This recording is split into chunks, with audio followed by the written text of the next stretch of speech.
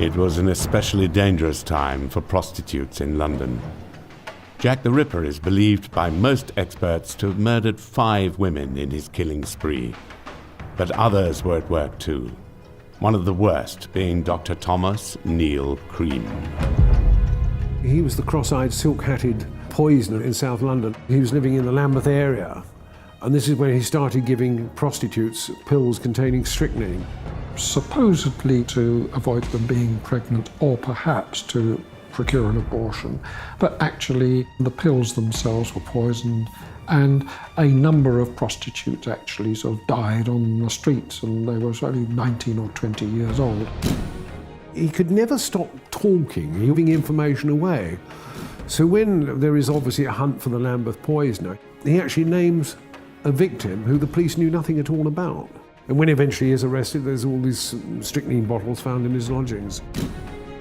He was on the gallows, and the hangman said that just immediately before the trapdoor dropped and he was executed, he said, "I am Jack the..." and that was his last words. Another criminal operating at exactly the same time as Jack the Ripper was Amelia Dyer, the Ogress of Reading. She was working in the grim trade of baby farming. Baby farming came about because sort of in the 18th century, London was infamous for the number of babies who were just dumped on the street, put on dunghills and left to rot. If women were left with a baby, they would pay for a woman to look after them. But sometimes these women neglected them, and in 2 or 3 cases, there were notorious cases, such as Amelia Dyer. Amelia Dyer, she would advertise nurseries. Then, of course, what she did, she strangled them, wrapped them in a parcel and dumped them in the river. Eventually, she was caught. She'd been baby farming for about 15 years. Amelia was said to have been the cause of the death of 400 infants. The sort of child's cruelty and neglect was of a completely different dimension to what we've become used to today.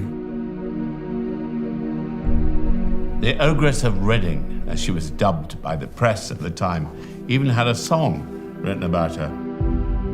The old baby farmer, the wretched Miss Dyer, at the Old Bailey her wages is paid. In times long ago, we'd have made a big fire and roasted so nicely that wicked old jade. But while Amelia Dyer and Dr. Cream were captured and executed, George Chapman's crimes still remained undetected, and Maud Marsh was becoming very ill. Distressed at her daughter's declining health, Mrs. Marsh decided to seek the advice of her own family physician, Dr. Grapple. Mr. Chapman. Dr. Francis Grapple. Yes? I was asked... This is the Crown. Doctor! Thank you so much for coming. My daughter's just up here. With her, Doctor!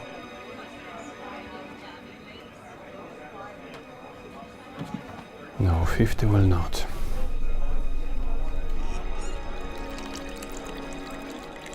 Miss Marsh was in a semi-comatose state.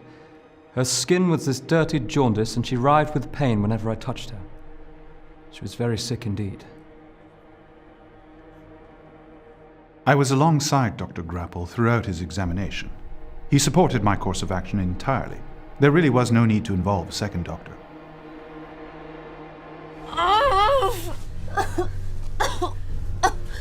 Maud Marsh lay suffering in her bed. The doctors Stoker and Grapple were doing their best to treat her, and in the process, becoming suspicious that foul play might lie behind this sudden illness of a girl whom everyone described as vivacious and full of life. A foreign irritant? From something she ate, perhaps. A poison. Can you recall anything? There was a rabbit. The girl bought it at the New Cut Market. I said... Was it that, do you suppose? Oh, I could throttle her. Perhaps. However, you don't get arsenic in rabbits.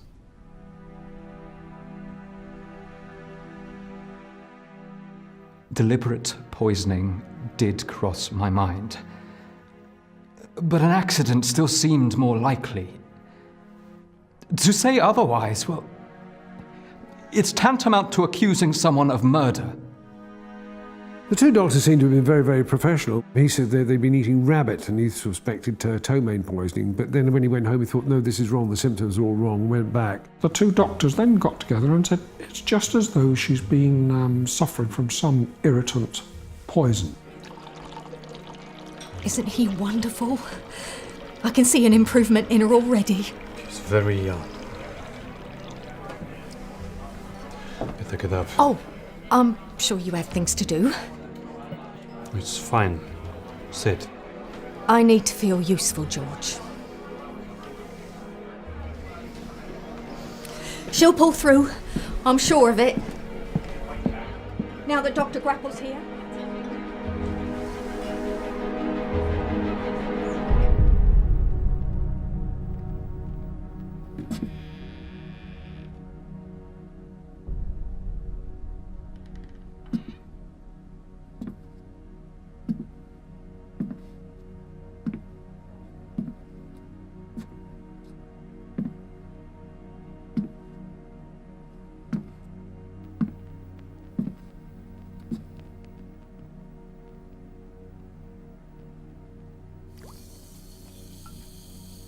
George.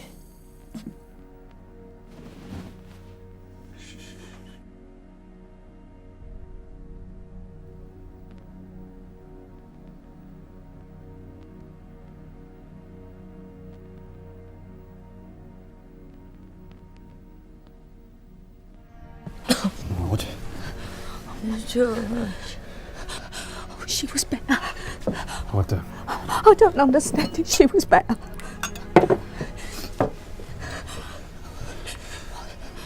Here. Water. Drink, my darling. Drink. Maud! Maud!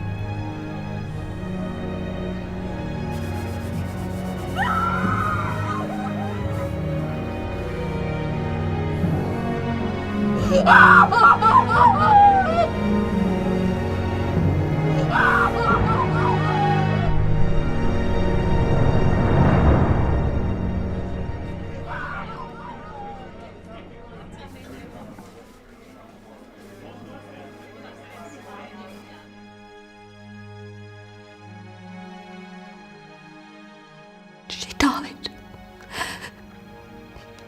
At noon. Mr. Marsh informed me. I couldn't believe it. I thought he'd called me to tell me she was on the mend. George Chapman had struck again. This would be his last act of terror. He'd put on his grieving widower routine for sure, but he wouldn't get away with it this time. Luck had run out for one of the capital's most wretched individuals. Chapman would soon find himself questioned by the police, who were starting to piece together his deeply suspicious past. His terrifying life story would be laid bare for all to see at the Old Bailey. Maud Marsh was dead, and George Chapman was putting on his well-worked grieving act. He had successfully faked breaking down in floods of tears moments after she died. Maud's mother would later describe him as being dreadfully upset. With suspicion around him mounting, the doctors would not release a death certificate. Chapman's grieving routine may have worked on Dr. Stoker before, but this time it would count for nothing. You come to the funeral? I think she would. You have death certificate? I'm afraid there will have to be a post-mortem. I know it's not what anyone wants, but I cannot sign the certificate without establishing cause of death. Exhaustion. She has been sick. But what caused the sickness? Knowing will help. I do not see the use in it.